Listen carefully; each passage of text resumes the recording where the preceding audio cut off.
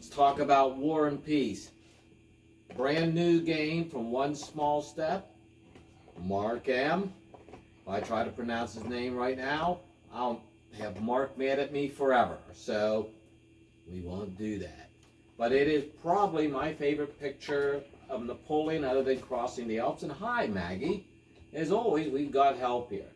Beautiful cover, though. Simply one of the best that there is. In the back, well done.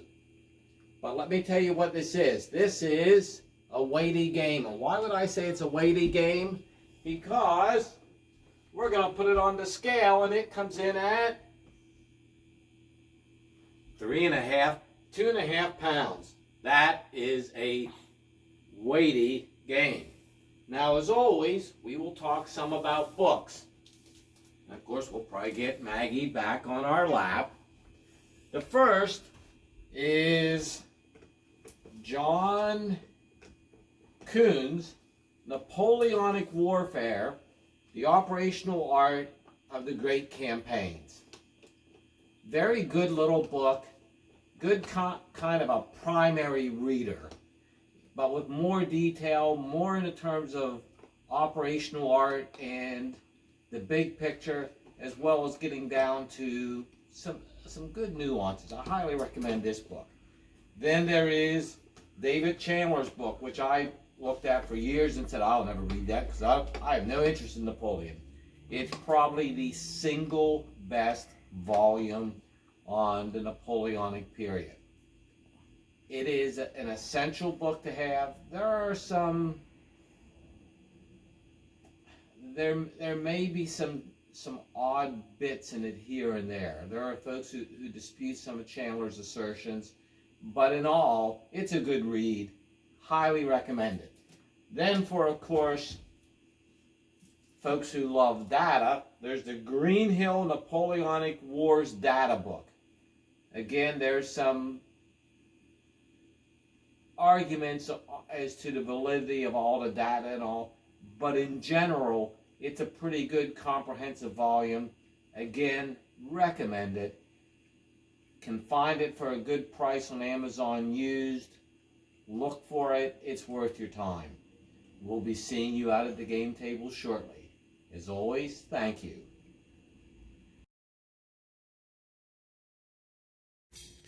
We spoke yesterday about the all-inclusive package here of War and Peace. And there's, of course, Nappy sitting on the thing. And we'll scan down through so you can see how much is just in the box before we go into detail here. Counter sheets, lots of player-type cards, the various rule books, of course, the plastic bags, and of course, Patsy comes to help, and we'll take a look at the maps next. Let's look at the map. It's a beautiful map. We'll first start down in Egypt. The insert map, look at that. Look how easy it is to read everything. It's nice to read. And there comes Black Man helping us. And there goes Black Man. But everything is easy to see. And of course, we've got the Spanish War chart over here at the side. And then at the top, we have various turn tracks. We've got the combat boxes, the turn record for month, production tracks, naval economic warfare, current weather, the alliance display, and of course a year chart. We have here in the North Sea various naval things.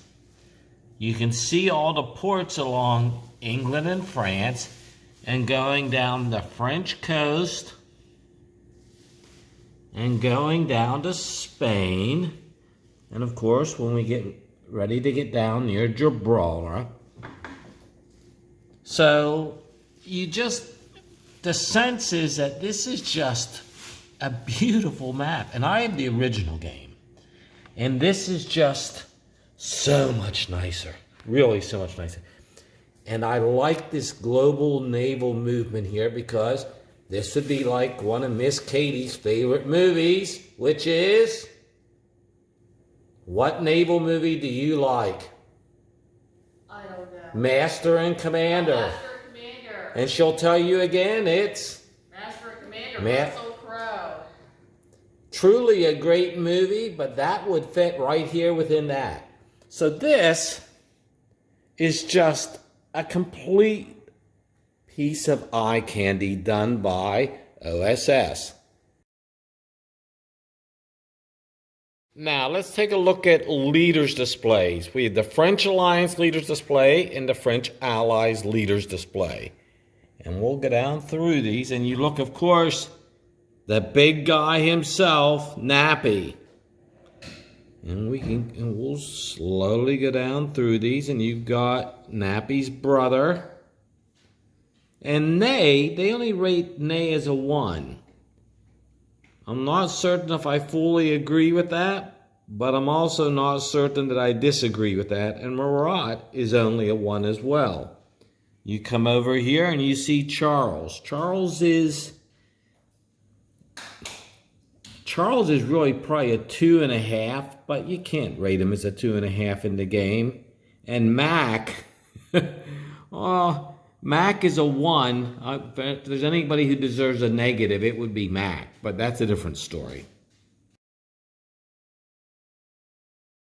Now we'll look at the Allies leader display. And of course, Wellington's a 3. Moore, he's like Charles in my book. He could easily be a 2.5, but 2. Blucher, they should have put a small elephant with him since he thought he was pregnant to an elephant, is a 2. And Bagration is a 2, as well as Barclay and Kutuzov. But we can see here, and of course we've got Egyptians, we've got Swedes. So, nice setup of leaders here for the game.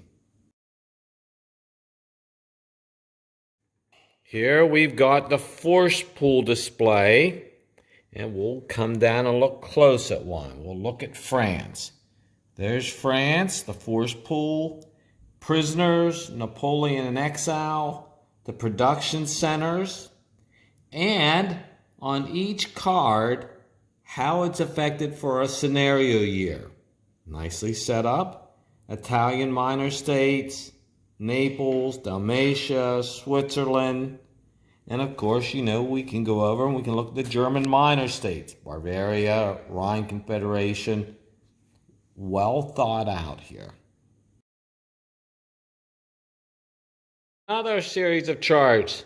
And one small step does do their charts nice. Here we've got an attrition table. We've got a naval results table. We have, of course, the weather table if you're dealing with naval things. Naval damage. And every gamer's favorite thing, the terrain effects chart, except for when it doesn't work in their favor. On the other side, we have some optional tables. We've got the optional tactical matrix for field battles. We have forced marches, combat sequence, combat loss chart, the expanded sequence of play, and it's rather lengthy. You got the grand campaign chronology events to help you, and you have an optional grand campaign combat result table.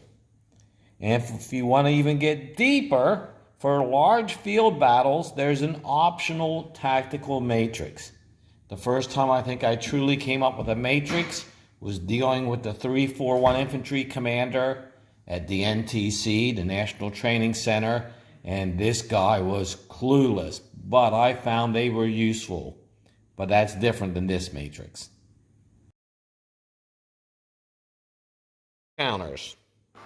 We had our French and Austrians, and we'll go down through here. You can see nicely detailed, easy to read.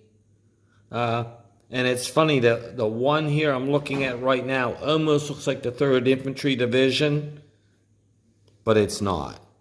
That's counter sheet number 1. Counter sheet number 2, which has, of course, Brits on it.